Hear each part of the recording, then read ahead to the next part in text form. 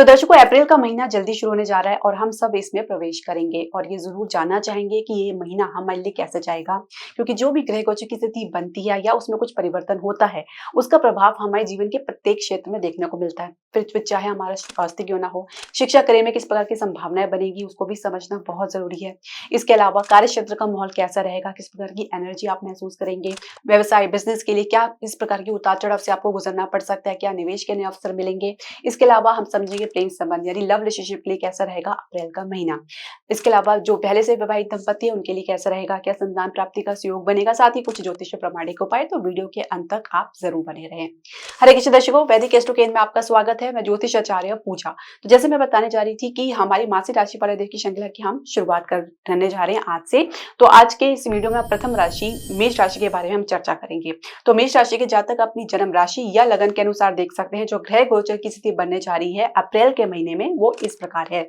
लगन भाव में चंद्रमा अपनी गोचर की शुरुआत करेंगे। इसके अलावा जो लग्नेश मंगल है आपके तृतीय भाव में मिथुन राशि में गोचर कर रहे हैं। बृहस्पति आपके द्वितीय भाव में गोचर कर रहे हैं। केतु आपके छठे भाव में गोचर कर रहे हैं कन्या राशि में। अब द्वादश भाव में 5 ग्रहों की युति बनी हुई, जिसमें कि राहु है, शुक्र है, शनि और बुध है। और इसके अलावा अगर हम समझे तो इसमें कुछ जो परिवर्तन आपको देखने को मिलेगा वो इस प्रकार है। मंगल जो है 3 तारीख को कर्क राशि में प्रवेश कर जाएंगे, आपके चतुर्थ भाव में प्रवेश कर जाएंगे और यहाँ पे मंगल नीच की अवस्था में आएंगे। बुध 7 अप्रैल को मार्गी हो जाएंगे, जो आपके पिछले महीने से वक्री अवस्था में चल रहे थे। शुक्र 13 अप्रैल को मार्गी हो जाएंगे, ये भी जो है बुध के पहले से ही जो वक्री अवस्था में चल रहे थे। सूर्य 14 अप्रैल को मेष राशि में प्रवेश कर जाएंगे आपके लगन में। यहाँ पे सूर्य की स्थिति उच्च की रहेगी। इसके अलावा जो ये परिवर्तन आप देखेंगे, इसका जो प्रभाव आपको अपने जीवन में देखने को मिलेगा, उसको समझने से पहले मैं आपसे एक निवेदन करना चाहूंगी, एक छोटी सी रिक्वेस्ट करना चाहूंगी कि आप हमारे चैनल को सब्सक्राइब करें, बेल नोटिफिकेशन जरूर प्रेस करें। इसके अलावा आप हमारे चैनल को लाइक और शेयर जरूर करें। तो देखिए, स्वास्थ्य की यदि हम बात करें तो केतु आपके छठे भाव में लंबे समय से गोचर कर रहे हैं और द्वादश भाव में राहु गोचर कर रहे हैं। अब द्वादश भाव में काफी ग्रहों की युति आपको देखने को मिलेगी। अब लग्नेश आपका चतुर्थ भाव में नीच अवस्था में आएंगे, 3 अप्रैल को कर्क राशि में प्रवेश कर जाएंगे। तो कहीं ना कहीं थोड़ा सा आपको असहजतापन देखने को मिल सकता है। घर परिवार में कुछ अशांति देखने को मिल सकती है, कुछ फ्रस्ट्रेशन आपको देखने को मिल सकती है। इमोशन को जब आप व्यक्त नहीं कर पाते, एक चिड़चिड़ापन अपने भीतर आप महसूस कर सकते हैं। घर में कुछ उठा पटक या अशांति का अनुभव आपको देखने को मिल सकता है। हृदय का मरीज अपने अच्छे से ध्यान रखे, कहीं ना कहीं अपने जो मन पे वो किसी प्रकार का स्ट्रेस लेते नजर आ सकते हैं। स्वास्थ्य संबंधी कुछ समस्या आपको देखने को मिल सकती है या चेस्ट कंजेशन की समस्या देखी जा सकती है, जिसमें सांस में भारीपन आपको देखने को मिल सकते हैं। तो ऐसे में आपको लंग्स की एक्सरसाइज करनी बहुत जरूरी है, जिसके लिए योगा व्यायाम बहुत ही इंपॉर्टेंट है। इसमें आप प्राणायाम आप जरूर अपने योग जो नित्य योग है उसमें शामिल करें। इसके अलावा आपके द्वादश भाव में इतने सारे ग्रहों की युति, जिसमें है सूर्य है, शुक्र है, बुध है, शनि है, तो ये राहु है, तो इतने सारे ग्रह कहीं ना कहीं आपके जीवन को बहुत हद तक प्रभावित करेगी। सारी एनर्जी आपके द्वादश भाव में आके एकत्रित हो रही है।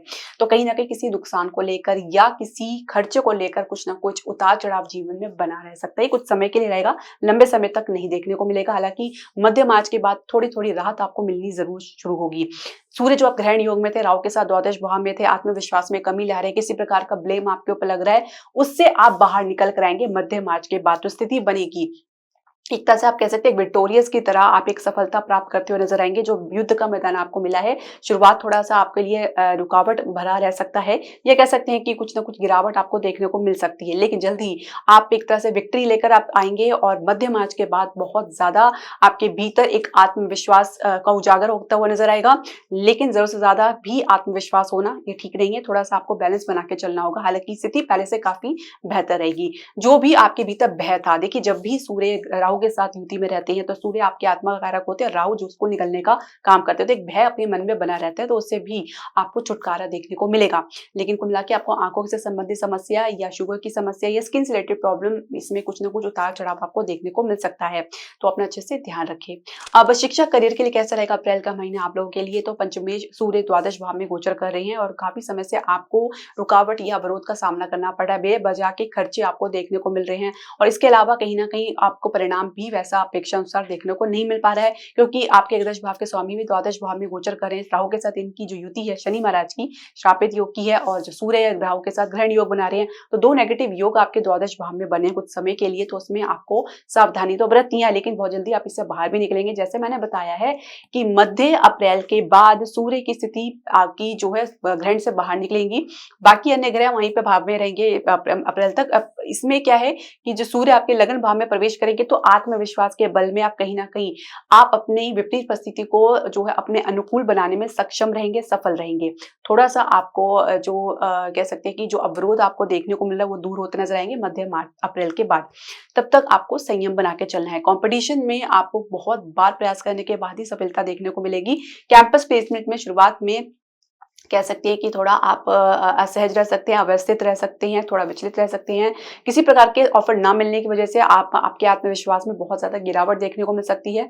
ये धीरे धीरे इसमें सुधार आपको तभी देखने को मिलेगा मध्य अप्रैल के बाद, जैसे ही सूर्य की जो स्थिति वो उच्च की रहेगी, किंतु लग्नेश आपके जो है वो आपकी नीच अवस्था में चतुर्भाव में आ जाएंगे। तो अपनी ऊर्जा को जितना ज्यादा पॉजिटिव बनाए रखें, बैलेंस बना के रखें, तो ही आपको सफलता देखने को मिलेगी। करे की शुरुआत अगर आपने कर रखी है, तो उसके संदर्भ में यदि हम समझे तो दशमेश शनि आपके द्वादश भाव में राहु के साथ, शुक्र के साथ, बुध के साथ, सूर्य के साथ इनकी युति देखने को मिलेगी। तो ये द्वादश भाव है नुकसान का भाव है, आपके खर्चे का भाव है। तो कहीं ना कहीं अपने काम के कारण कुछ अवस्थित हो सकते हैं, काम में मन नहीं लग पाएगा, काम में कहीं ना कहीं कुछ रुकावट या कुछ कमी देखने को मिल सकती है, परफॉर्मेंस में कमी देखने को मिल सकती है। जो आप लाभ की अपेक्षा करें तो वैसा तो स्थिति बनने का समय नहीं लगेगा। कह सकते हैं कि आप कहीं ना कहीं इसके कारण कुछ ना कुछ स्ट्रेस में, एंजाइटी में या तनाव में आ सकते हैं। दशमेश का राहु के साथ होना और इस प्रकार से समझे तो ये एक श्रापित योग का निर्माण कराते हैं, जिसके वजह से जिस जगह पे जिस भाव से इसका संबंध रहता है वहां के सुख में कमी कर देता है। तो कार्य क्षेत्र में कहीं ना कहीं शांति का आपको अभाव रहेगा, और कहीं ना कहीं आप जो माहौल है, आपके जो एटमॉस्फेयर है, आपके जो कार्य क्षेत्र का, वहां पे आप असहज भाव में रह सकते हैं, और जिसकी वजह से आपका मन काम में नहीं लग पाएगा। कुछ कली के कारण भी, कुछ आप कम्युनिकेशन गैप या मिसअंडरस्टैंडिंग की वजह से भी कुछ कह सकते हैं कि गलतफहमी देखी जा सकती है। हालांकि बुध 7 अप्रैल को मार्गी हो जाएंगे और शुक्र भी 13 अप्रैल को मार्गी हो जाएंगे। तो अगर मध्य अप्रैल की बात की स्थिति अगर हम समझे तो अधिकारी के साथ, सीनियर्स के साथ जो आपकी मिसअंडरस्टैंडिंग की गैप है, ये डिस्टेंस है जो बना हुआ है, उसमें आपको कमी देखने को मिलेगी। तो थोड़ा सा आप अपने भीतर साहस को बटोर के रखें, हिम्मत को बिल्कुल ना हारें। कभी कभी कुछ विपरीत परिस्थिति भी आपके लिए कुछ बढ़िया परिस्थिति का निर्माण करती है, तो आप पहले से निराश हताश हो जाएंगे तो आगे आप कैसे देख पाएंगे। तो आपके अपने भीतर सहजता लानी है। मध्य अप्रैल के बाद आपके लिए जो है सहजता बननी शुरू हो जाएगी, पर थोड़ा समय लगेगा, किंतु एक शुरुआत आप अच्छी देख सकते हैं। आपका काम की रिकॉग्निशन आपको देखने को मिलेगा, लेकिन वही बात है कि अगर आप जैसा चाह रहे, जैसा परिणाम आप चाह रहे हैं, उसमें आपको समय जरूर लगेगा।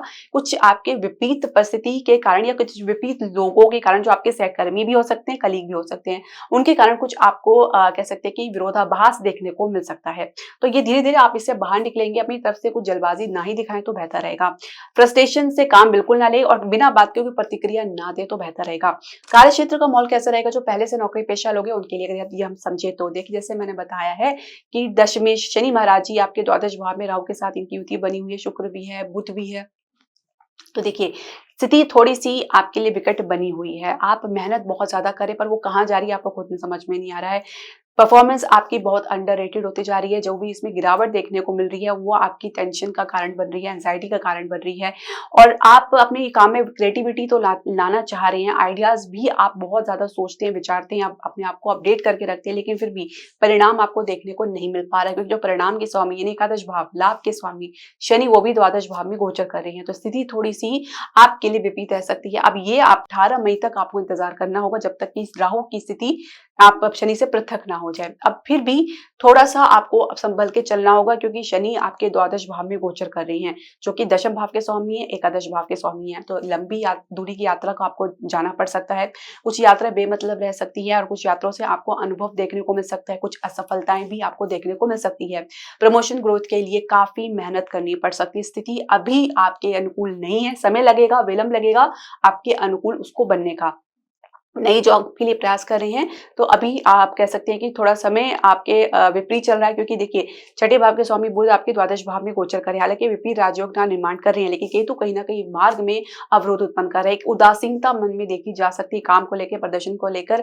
जहाँ पे भी आप परफॉर्मेंस दे रहे हैं, अपने इंटरव्यू दे रहे हैं, वहाँ पे भी आप पूरी तरीके से 100% अपनी अटेंशन नहीं दे पा रहे हैं। एक लॉस्ट माइंडेड की स्थिति बनी हुई है, तो इसमें आपको अपने आप को अटेंटिव रखना होगा, एनर्जेटिक रखना होगा, अपनी ऊर्जा को बचाए रखना होगा। बहुत सी चीजें हैं। देखिए आपके विपरीत बनी, जैसे आपके लग्नेश मंगल आपके चतुर्थ भाव में नीच अवस्था में रहेंगे। हालांकि सूर्य आपके लगन भाव में बैठ के आपको सपोर्ट कर रही हैं, मॉरली सपोर्ट कर रहे हैं, साथ ही आपके आत्मविश्वास को बनाने का भी प्रयास कर रही हैं। और लगन भाव में बैठा सूर्य कहीं ना कहीं व्यक्ति को दम्भी बना देता है, किसी की सुनना पसंद नहीं करता, अपनी ही चलाना पसंद करता है। तो ऐसे में व्यक्ति कुछ सीख नहीं पाता है। जितना आप ज्यादा सीखेंगे, अनुभव आपको मिलेगा, उतने ही आपके मार्ग प्रशस्त होंगे, उतनी ही आपको सफलता देखने को मिलेगा। जब तक आप सीखने के मोड में नहीं आएंगे, तब तक आप दूसरों को सिर्फ सलाह ही देते नजर आएंगे, तो यह आपके लिए थोड़ा सा विपरीत रह सकता है। ऐसे में कोई सफलता नहीं मिल पाएगी। थोड़ा आपको विनम्रता रखनी है, अपने अंदर हम्बलनेस रखनी है। इसके अलावा व्यवसाय बिजनेस की यदि हम बात करें, तो सप्तमेश शुक्र है, द्वादश भाव में राहु के साथ इनकी युति बनी हुई है। काम अच्छे से चल रहा है, सब कुछ अच्छे से बैलेंस होकर चल रहा है। विदेश से खासकर आप प्रयास कर रहे हैं, तो अच्छी गति आपको देखने को मिल रही है, लेकिन फिर अचानक कुछ रुकावट आपको देखने को मिल सकता है, विलंब देखने को मिल सकता है, रिजल्ट मिलते मिलते वो हाथ से निकल सकता है। तो शनि के कारण कुछ आपको ऐसा देखने को मिल रहा है, क्योंकि एकादश भाव के भी स्वामी है। फाइनेंशियल सेक्टर में भी काफी फ्लक्चुएशन, गिरावट आपको देखने को मिल सकती है, जिसमें फाइनेंस की कमी की वजह से किसी नए निवेश का अवसर आपको देखने को नहीं मिल पाएगा। तो 18 मई तक कुछ इस प्रकार की उठापटक आपको देखने को मिल सकती है। इसके अलावा यदि हम समझे, तो शेयर मार्केट की स्थिति भी कुछ इस प्रकार की देखने को मिल सकती है, क्योंकि द्वितीय भाव के स्वामी जो है शुक्र द्वादश भाव में गोचर कर रहे हैं। हालांकि कुछ आपको सामान्य रिजल्ट देखने को भी मिलेगा, एक ठहराव देखने को मिलेगा, पर यह लंबा नहीं चलेगा। कहीं ना कहीं इसमें भी कुछ फ्लक्चुएशंस आपको देखने को मिल सकती है। मध्य अप्रैल की यदि हम बात करें, तो कुछ बेहतर स्थिति बनती नजर आ रही है। कुछ आपको रोशनी की किरण आपको शेयर मार्केट में देखने को मिलेगी, कुछ इन्वेस्टमेंट के नए अवसर आपको देखने को मिलेगा। स्थान से बाहर आपको कुछ ना कुछ नुकसान उठाना पड़ सकता है। आप जहाँ पे निवेश कर रहे हैं, वहां पे कुछ अपेक्षा अनुसार परिणाम आपको देखने को नहीं मिल पाएगा। अन्य क्षेत्र में, जिसमें घरेलू उद्योग हो गया, प्रॉपर्टी का बिजनेस हो गया, वाहन का बिजनेस हो गया, तो इसमें भी कुछ फ्लक्चुएशन या उतार चढ़ाव आपको देखने को मिल सकता है। समय अनुसार इसमें परिवर्तन भी आपको देखने को मिलेगा। स्थिति पूरी तरीके से विपरीत तो नहीं रहेगी, लेकिन फिर भी जिस प्रकार की आप अपेक्षा कर रहे हैं, उससे उसी प्रकार का रिजल्ट आपको मिलने में समय लग सकता है। थोड़ा सा आपको धैर्य धारण करना होगा। स्थिति थोड़ी सी आपके लिए कह सकते हैं कि नाजुक है, कमजोर बनी हुई है, और इससे निकलने में समय लगेगा। मैं आपको पहले बोल रही हूँ, 18 मई तक आपको इस प्रकार की फ्लक्चुएशंस आपको देखने को मिलेंगी। इसके अलावा अगर हम समझे, आपके प्रेम संबंध, लव रिलेशनशिप के लिए कैसा रहेगा। पंचम भाव के स्वामी सूर्य आपके द्वादश भाव में गोचर करें, स्थिति बिल्कुल भी प्रतिकूल है बनी हुई है, अनुकूल नहीं है। एक तो आपके सूर्य द्वादश भाव में गोचर कर रहे हैं, राहु के साथ इनकी जो है युति है, शनि के साथ है, बुध शुक्र के साथ है। आप खुद में कंफ्यूज रह सकते हैं अपने डिसीजन को लेकर, अपने निर्णय को लेकर। किसी आसपास के लोगों की भी सुनना पसंद कर रहे हैं, तो उसमें भी कुछ परिणाम देखने को नहीं मिल पा रहा। पार्टनर की तरफ से कुछ मिला जुला रिस्पॉन्स देखने को मिल रहा है, जो आप एक सस्पेंस में डाल के रखा हुआ है। आप एक पूरी तरीके से विश्वास या कॉन्फिडेंस या पारदर्शिता अपने रिलेशनशिप में नहीं देख पा रहे हैं, और यही एक वजह है कि आप निर्णय लेने में, अपने भविष्य के बारे में कुछ भी डिसाइड करने में असमर्थ महसूस कर रहे हैं। और सही बात, सबसे बड़ी बात यह है कि आप अपने प्रेम संबंध को तो प्रोटेक्ट कर रहे हैं, डिफेंस कर रहे हैं, लेकिन कहीं ना कहीं इसकी वजह से आपकी जो स्टेटस है, आपकी जो छवि है, उस पर नकारात्मक प्रभाव देखने को मिल रहा है, जो आपके लिए कुछ नेगेटिव क्रिएट कर सकता है, नेगेटिव एटमॉस्फेयर क्रिएट कर सकता है, और जिसकी वजह से आप कुछ हताश, निराश या स्ट्रेस में भी आ सकते हैं। एक भय, आप अपने फ्यूचर को देख रहे हैं, क्योंकि कहीं ना कहीं आप अपने डिसीजन को लेकर भी कुछ पछतावा आपके भीतर देखा जा सकता है। ये स्थिति थोड़ा सा आपको परेशान कर सकती है। मध्य अप्रैल के बाद धीरे धीरे आप इससे बाहर भी निकलेंगे, लेकिन वही बात है कि तब आप स्थिति को पहले से बेहतर तरीके से समझने का प्रयास करेंगे। मंगल का चतुर्भाव में नीच अवस्था में आना, तो कहीं ना कहीं आप ये समझ सकती हैं कि रिलेशनशिप को अगर आप विवाह का रूप देना चाह रही हैं, तो उसमें आपको परिवार के साथ कुछ खास सपोर्ट या आपको सहयोग देखने को नहीं मिल पाएगा। इसके अलावा आप विवाह की चर्चा चल रही है, तो फिर स्थान से बाहर कुछ प्रपोजल आपको मिल सकते हैं, जिसमें बात चलने में समय लगेगा। विवाहित दंपत्ति के लिए कैसा रहेगा, जो पहले से विवाहित दंपत्ति उनके लिए, तो अगर समझे, तो जैसे मैंने बताया कि सप्तमेश शुक्र आपके द्वादश भाव में गोचर कर रहे हैं। यहाँ पे इनकी स्थिति उच्च की बनी हुई है, परंतु कई बहुत सारे ग्रह के साथ इनकी नेगेटिविटी भी देखी जा सकती है, जिसमें इनके शत्रु ग्रह आपके सूर्य भी हैं, और सूर्य के साथ अलावा इनके जो राहु है, शनि है और बुध है, और राहु शनि एक पापी ग्रह की श्रेणी में आते हैं, तो कहीं ना कहीं इनके प्रभाव को भी आपको नकार नहीं सकते हैं। कहीं ना कहीं किसी खर्चे को लेकर कहा सुनी या कुछ तनाव की स्थिति बन सकती है, कुछ नुकसान को लेकर एक दूसरे पर ब्लेमिंग आपको देखने को मिल सकता है। इसके अलावा आपके पार्टनर किसी की सुनना पसंद नहीं करेंगे। हालाँकि मध्य अप्रैल के बाद आप कुछ सख्ती ज़रूर बनाते नज़र आ सकते हैं। आप अपने भीतर एक प्रकार का एक ईगो डेवलप होते हुए देख सकते हैं, जिसकी जो दृष्टि है सूर्य की सप्तम भाव में पड़ेगी। एक ईगो क्लैश आपके लोगों के बीच में बनता जा रहा है मध्य अप्रैल के बाद। तो ये मध्य अप्रैल से लेके मध्य मई तक आपको इस प्रकार की स्थिति देखने को मिल सकती है। आपकी बहुत सी बातें सही भी हो सकती है, लेकिन बहुत सी बातें ज़रूरत से ज़्यादा आप देखने को मिल सकती है, जिसकी कोई आवश्यकता नहीं है। तो बिना किसी बात के रिएक्शन देना या समय पर आप अपनी बात को ना व्यक्त करना, तो ये भी एक प्रकार का फ्रस्ट्रेशन आपके भीतर देखा जा सकता है। संतान प्राप्ति के लिए सुयोग जो बनेगा मध्य अप्रैल के बाद ही बन पाएगा, उससे पहले स्थिति आपकी विपरीत रह सकती है। इसके अलावा यदि हम समझें कुछ उपाय, तो देखिए आपको जो सबसे ज़रूरी है लग्नेश का उपाय। मंगल जो नीच अवस्था में आएँगे 3 अप्रैल को कर्क राशि में प्रवेश करेंगे चतुर्भाव में।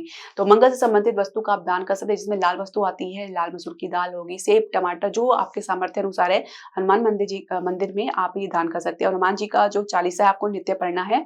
इसके अलावा आप चाहें तो सप्तमेश का उपाय कर सकते हैं, शुक्र का उपाय क्योंकि द्वादश भाव में गोचर कर रहे हैं। हालाँकि यहाँ पे उच्च अवस्था में, लेकिन फिर भी यहाँ पे अन्य जो ग्रह पापी ग्रह हैं, उनकी वजह से इनकी जो शक्ति क्षीण हो रही है, उनको आप बल देने की आवश्यकता है। तो शुक्रवार वाले दिन आप गाय की सेवा करें, गाय को मीठी रोटी ज़रूर खिलाएँ। सफेद वस्त्र धारण कर सकते हैं और माता को आप सफेद पुष्प अर्पित कर सकते हैं और सफेद कमल के जो इत्र आप इसका प्रयोग कर सकते हैं। जितना हो सके अपने भीतर सफाई रखें, अपने आचरण में सफाई रखें, महिलाओं का सम्मान करें और किसी प्रकार के आप वाद विवाद से दूर रहने का प्रयास करें। आप किसी की मदद भी करें तो उसमें एक ट्रांसपेरेंसी, एक प्रकार से आप पारदर्शिता उसमें आप जरूर बरतें। इसके अलावा श्री सूक्त का पाठ कर सकते हैं या शुक्रदेव का बीज मंत्र का पाठ कर सकती हैं। तो इससे आपको निश्चित तौर से लाभ देखने को मिलेगा। तो ये उपाय आप जरूर करें और मध्य अप्रैल के बाद धीरे धीरे आपकी स्थिति में कुछ परिवर्तन देखने को मिलेगा, जो कि सकारात्मक रहेगी। पर पूर्णतः सकारात्मक देखने के लिए उस समय इंतजार करना पड़ सकता है। हालांकि शनि थोड़ा सा आपके लिए चैलेंजिंग प्लैनेट साबित हो सकते हैं। तो दर्शकों, इसके अलावा आपके जो भी प्रश्न, सजेशन या क्वेरी आप हमारे कमेंट बॉक्स में जरूर डालें। हरे कृष्णा।